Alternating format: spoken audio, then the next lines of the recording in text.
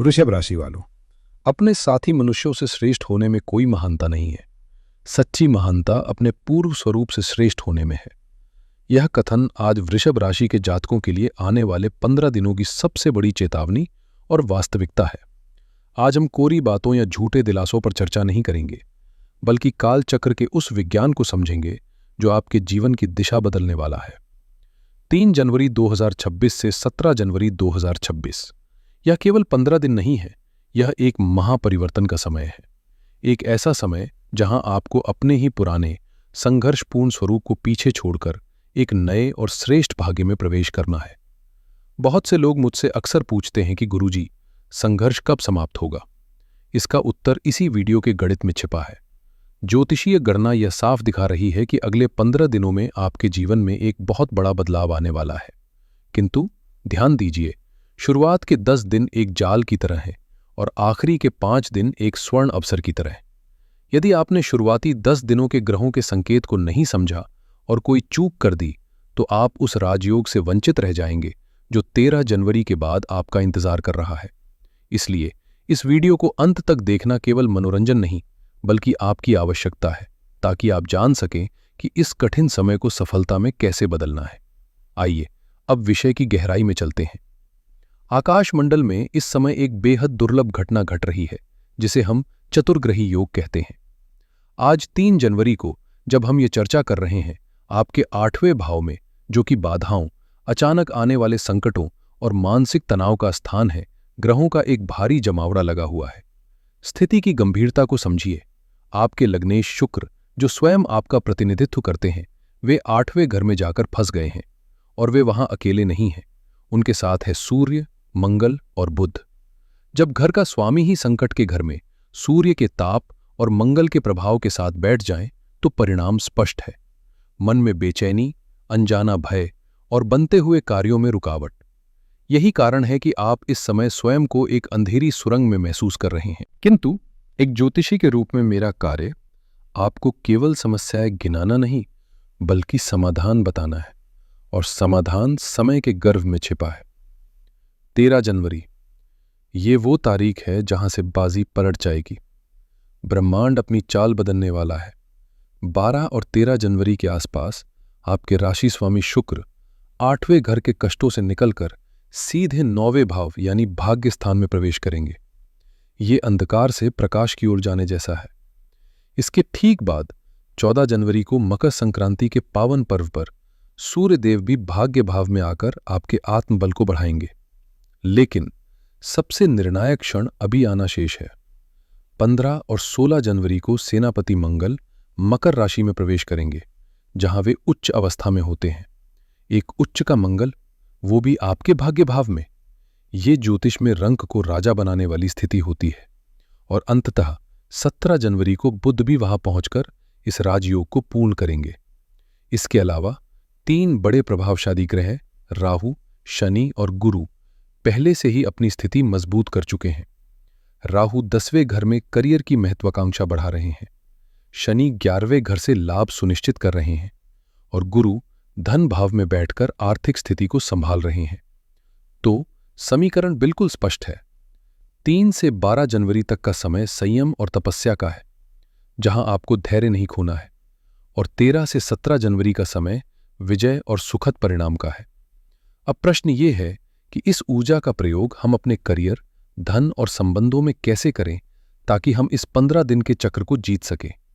आइए जीवन के हर पहलू पर इन ग्रहों के प्रभाव का सटीक विश्लेषण करते हैं। वृषभ राशि वालों, सबसे पहले बात आपकी। 3 जनवरी से 12 जनवरी के बीच मुझे आपको एक बड़ी चेतावनी देनी होगी।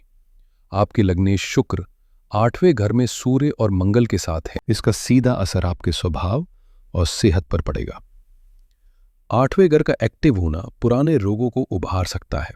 आपको एक अजीब सी स्थिति हो सकती है जिसे हाइपोकॉन्ड्रिया कहते हैं, यानी आपको लगेगा कि आप बीमार हैं, जबकि डॉक्टर को चेकअप में कुछ नहीं मिलेगा। ये सब मानसिक तनाव के कारण होगा। विशेष रूप से गुप्त अंगों, पेट और ब्लड प्रेशर से जुड़ी समस्याएं परेशान कर सकती हैं। इसके साथ ही मंगल और सूर्य की युति 8वें घर में होने से आपके अंदर एक ज्वालामुखी धधक रहा होगा। छोटी छोटी बातों पर चिड़चिड़ापन, गुस्सा आना स्वाभाविक है। आप न चाहते हुए भी कड़वा बोल सकते हैं, जिससे आपके अपने लोग आहत हो सकते हैं।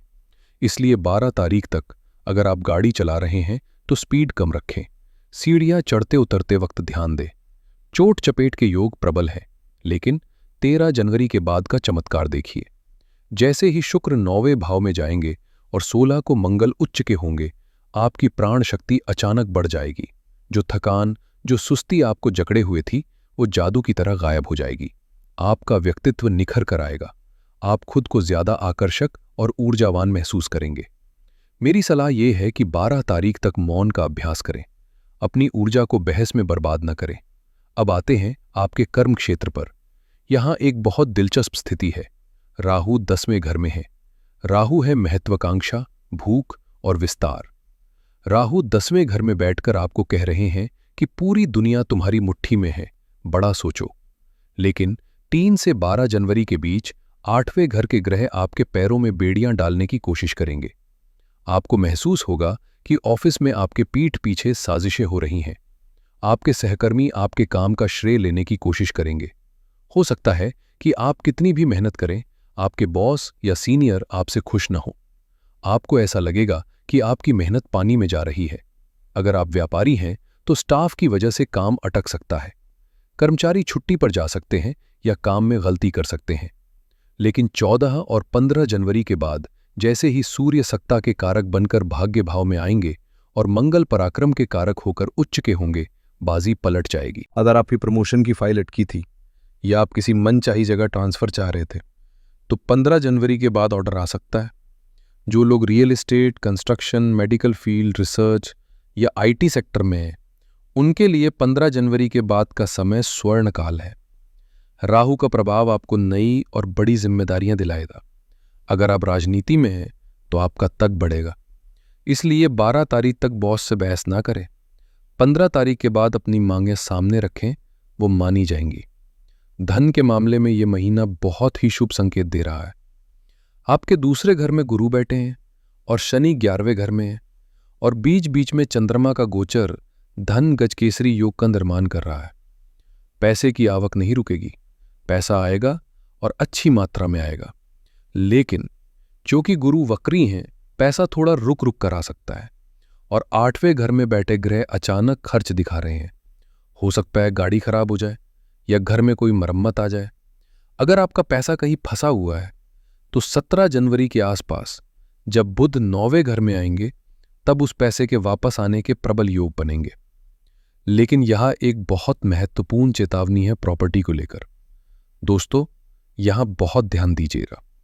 केतु आपके 4थे भाव में बैठे हैं। 4था घर होता है जमीन, जायदाद और घर का। केतु का काम है कट करना या गलती करवाना। 3 जनवरी से 14 जनवरी तक का समय प्रॉपर्टी खरीदने के लिए बिल्कुल गलत है। अगर आप कोई डील कर रहे हैं तो रुक जाइए। कागजों में कोई छुपी हुई शर्त हो सकती है, कोई कानूनी पेंच हो सकता है जो आपको अभी नहीं दिख रहा। आप ठगे जा सकते हैं। लेकिन 15 जनवरी के बाद जब मंगल, जो भूमि पुत्र हैं, उच्च के होकर 4थे घर पर अपनी दृष्टि डालेंगे, तब वो केतु के बुरे प्रभाव को खत्म कर देंगे। 15 जनवरी के बाद आप प्रॉपर्टी खरीद सकते हैं। वो सौदा आपके लिए फायदेमंद रहेगा। अब मैं बात करना चाहूंगा हमारे समाज के उस वर्ग से जो शायद सबसे ज्यादा काम करता है, लेकिन शिकायत सबसे कम करता है। हमारी माताएं, बहनें और गृहिणियां। देखिए, आपकी राशि वृषभ है, जो पृथ्वी तत्व की राशि है। आप घर को बांध कर रखने वाली धुरी हैं। लेकिन 3 जनवरी से 12 जनवरी का समय आपके लिए थोड़ा भावनात्मक और शारीरिक परीक्षा लेने वाला है। ग्रहों की स्थिति को आपकी नजर से देखें तो 4थे घर में केतु बैठे हैं। 4था घर आपके मन के सुख और घर के वातावरण का है। केतु वहां बैठकर एक अजीब सी उदासी देते हैं। साथ ही 8वें घर में मंगल है, जो रसोई और अग्नि के कारक हैं। तो 3 से 12 जनवरी के बीच आपके साथ क्या हो सकता है? आपको बार बार ऐसा महसूस होगा कि मैं सबके लिए इतना करती हूं, सुबह से शाम तक खटती हूं, लेकिन ना तो पति को मेरी कद्र है और ना ही ससुराल वालों को। केतु आपको ऐसा महसूस कराएगा कि आप अकेली हैं। हो सकता है छोटी छोटी बातों पर आपकी आंखों में आंसू आ जाए। इसके अलावा रसोई में काम करते समय चाकू, छुरी या गैस से बहुत सावधान रहे। मंगल 8वें घर में है, इसलिए जलने या कटने का डर है। जल्दबाजी में खाना ना बनाएं। सेहत को लेकर कमर दर्द, पैरों में दर्द या हार्मोन से जुड़ी दिक्कतें इस दौरान उभर सकती हैं। अगर आपको कोई पुरानी समस्या है तो उसे नज़रअंदाज न करें। 8वें घर के ग्रह घर में वाद विवाद भी करवा सकते हैं। अगर सासू माँ या ननद से कोई पुरानी बात दबी हुई थी तो वो इस समय बाहर आ सकती है। लेकिन घबराइए नहीं, 13 जनवरी के बाद का समय आपका है। जैसे ही आपके राशि स्वामी शुक्र 9वें भाव में जाएंगे और मंगल उच्च होंगे, जो लोग कल तक आपकी आलोचना कर रहे थे वही 15 तारीख के बाद आपकी तारीफ करेंगे। आपके हाथ के खाने की तारीफ होगी। आपका मन पूजा पाठ में खूब लगेगा। घर में कोई कीर्तन, भजन या धार्मिक आयोजन हो सकता है जिसकी पूरी जिम्मेदारी आप संभालेंगी और उसे बखूबी निभाएंगी। एक अच्छी बात यह है कि गुरु दूसरे घर में और शनि 11वें घर में है। भले ही घर के खर्च बढ़े हों, लेकिन आप अपनी सूझबूझ से घर की तिजोरी में पैसा बचाने में कामयाब रहेंगी। 15 तारीख के बाद मंगल के उच्च होने से आपके पति का मूड बहुत अच्छा हो जाएगा। हो सकता है वो आपको कहीं बाहर घुमाने ले जाए या आपको कोई उपहार दे। मेरी सलाह है कि 3 से 12 जनवरी तक अगर घर में कोई बहस हो रही हो तो वहां से उठकर दूसरे कमरे में चली जाए, जवाब न दे। सुबह उठकर 5 मिनट अपने लिए निकालें और ध्यान करें। रिश्तों की बात करें तो ये समय किसी रोलर कोस्टर से कम नहीं है। 3 से 12 जनवरी के बीच 8वें घर में मंगल और शुक्र की युति का मतलब है जुनून भी और गुस्सा भी। रिश्तों में बहुत ज्यादा अहंकार के टकराव होंगे। छोटी सी बात जैसे तुमने फोन क्यों नहीं उठाया या तुमने ऐसा क्यों कहा, एक बड़े युद्ध का रूप ले सकती है। शुक्र 8वें घर में हैं जो शक पैदा करते हैं। आपको अपने पार्टनर पर बेवजह शक हो सकता है या उन्हें आप पर। पुराने प्रेमी के लौटने की भी संभावना है जो वर्तमान रिश्ते में खटास ला सकते हैं। लेकिन 13 जनवरी के बाद शुक्र के 9वें भाव में जाते ही सारा तनाव पिघल जाएगा। आप दोनों के बीच समझ बढ़ेगी। अगर आप सिंगल हैं तो 13 जनवरी के बाद किसी धार्मिक यात्रा या पारिवारिक समारोह में आपकी मुलाकात किसी खास व्यक्ति से हो सकती है। मंगल के उच्च होने के बाद आपके जीवन साथी को उनके करियर में बड़ी तरक्की मिलेगी, जिससे घर में खुशियां आएंगी। संतान पक्ष की बात करें तो 17 जनवरी तक 5वें घर के स्वामी बुध 8वें घर में है। इसका मतलब है कि बच्चे विचलित रहेंगे। उनका मन पढ़ाई में नहीं लगेगा। वो जिद्दी हो सकते हैं, मोबाइल में ज्यादा समय बिता सकते हैं। आपको 17 जनवरी तक उन पर चिल्लाना नहीं है, बल्कि उन्हें समझाना है।